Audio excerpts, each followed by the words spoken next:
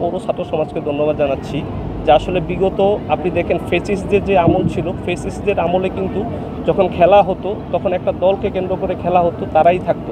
আজকে যদি বলেন ফ্লেভারটা কি একটা দলীয়, কিন্তু এইখানে যে অতিথি আছে আজকে কিন্তু একজন উদ্বোধক হিসেবে আছেন কি আমাদের এই রূপসী মেমোরিয়াল হাই স্কুল অ্যান্ড কলেজের অধ্যক্ষ ফয়জুল করিম স্যার। বিশেষ অতিথি উপস্থিত আছেন আমাদের সাবেক মেয়র শফিকুল চৌধুরী। দেখেন যে আপনি যদি বলেন যে এইখানে আজকে 17 বছর যে খেলাধুলাগুলো হয়েছে এককেন্দ্রিক খেলাধুলা, আর আগে যিনি ছিল তিনি কি করতেন যে যুব সমাজকে ধ্বংস করার জন্য কি মাদক টাদক এগুলোর মধ্যে ওনার যে পিএস এপিএস ছিল সেগুলা কিন্তু একেবারে পরিকল্পিতভাবেই রূপগঞ্জ সেই রূপের নগরী, সেই রূপের নগরীকে ধ্বংস করার জন্য। খেলাধুলা করলে কিন্তু ছেলে পেলে মাদকের মধ্যে আসক্ত হবে না। আমাদের রাষ্ট্রপতি শহীদ জিয়াউর রহমান কিন্তু নতুন করির মাধ্যমে বিভিন্ন খেলোয়াড় খুঁজছেন। 2001 থেকে 2005 কিন্তু আমরা খেলোয়াড় পেয়েছি, কিন্তু যখন নাকি 2009 একটা ফেসিস্ট সরকার আসলো তারপর থেকে কিন্তু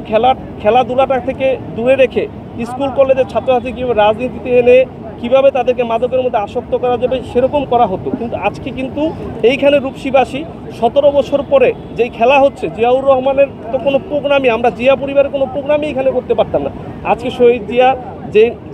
যে স্মৃতি ফুটবল টুর্নামেন্ট হচ্ছে, এর মাধ্যমে আমি চাচ্ছি আমাদের সবার এইখানে অতিথিদের ব্যক্তিগত মতামত যে এর মাধ্যমে যুব সমাজ একটা মেসেজ পাবে যে খেলাধুলার মাধ্যমে আগালে কী হবে, যে তারা ওই মাদকের মধ্যে আসক্ত হবে না, এবং আমরা একটা বেটার রূপগঞ্জে প্রত্যাশা করতেছি। শহীদ জিয়া স্মৃতি football tournament 2025 Rupshi new model school and college মাঠে অনুষ্ঠিত হচ্ছে।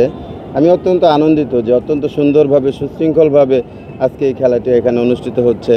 এবং এখানে আমাদের সবাই আসলে আমরা জানি যে খেলাধুলা হচ্ছে একটি ভ্রাতৃত্ববোধ জাগ্রত করে, সবার মধ্যে সামাজিক সম্প্রীতির বন্ধন করে, এবং এইখানে আজকে আমরা আপনার সবাই এখানে সুন্দরভাবে খেলাটি পরিচালনা করছি। বিশেষ শ্রদ্ধার সাথে স্মরণ করছি আমাদের স্বাধীনতার ঘোষক, বহুদলীয় প্রবক্তা, তার পাশাপাশি বিএনপি জাতীয় দলের প্রতিষ্ঠাতা এবং রাষ্ট্রনীতি হিসেবে স্বাধীনতা যুদ্ধের পর যে 3টা বছর আমরা এই দেশটাকে শান্তিপূর্ণ পেয়েছিলাম, সেই শহীদ করেছেন জিয়াউর রহমান নামী আজকে এই খেলাটা হচ্ছে। আমরা শহীদ জিয়ার আদর্শকে যদি আমরা অনুসরণ করি, খালেদা জিয়ার আপসী নেতৃত্বকে যদি অনুসরণ করি, তারেক রহমানের যে নির্দেশাবলী যদি অনুসরণ করি, তাহলে আমরা ভবিষ্যৎ প্রজন্ম আমরা যদি শহীদ জিয়ার আদর্শকে আমরা যদি খেয়াল করি উনি কীভাবে রাষ্ট্র চালাতেন, এমন কীভাবে সাধারণ মানুষের পাশে ছিলেন, এমন কীভাবে আমাদের গরিব সাধারণ মানুষকে নিয়ে দেশকে গড়েছিলেন, যদি আমরা সেটাকে বিশেষ করে সত্যি জিয়াউর রহমান এবং আমাদের